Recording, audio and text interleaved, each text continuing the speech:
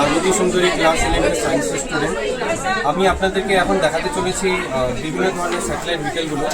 প্রথমে আমরা দেখাতে চলেছি এসএলভি, যেটা প্রথম ভারতের নিজস্ব তৈরি একদম এসএলভি মেড ইন ইন্ডিয়া। এটার পেলোড ক্যাপাসিটি প্রায় 70-80। তারপরে এই এসএলভি এটা পরবর্তীতে এটা বানানো হয় ভারতের এসএলভির পরে। এটার 150 কেজির মতো পেলোড ক্যাপাসিটি। এখান থেকে যেটা মানে পেলোড ক্যাপাসিটি বা স্যাটেলাইটের যে ওয়েটটা, ওখান থেকে এটা বেড়ে 150 কেজি হলো।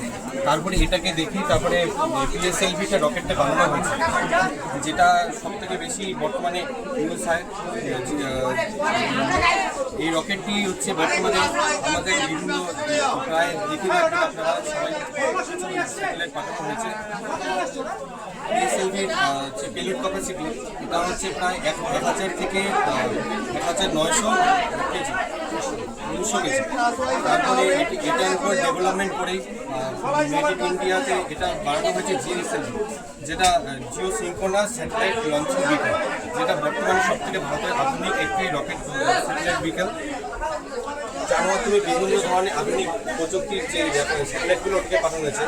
যেখানে এটি ছিল 1 থেকে হচ্ছে 1900 কেজি, 1000 থেকে 1900 কেজি।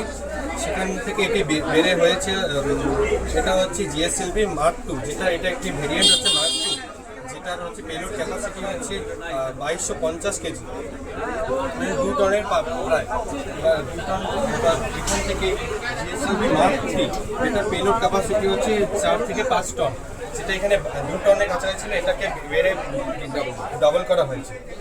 এটার মাধ্যমে বিভিন্ন ধরনের প্রযুক্তির যে স্যাটেলাইট বা জিপিএসের যে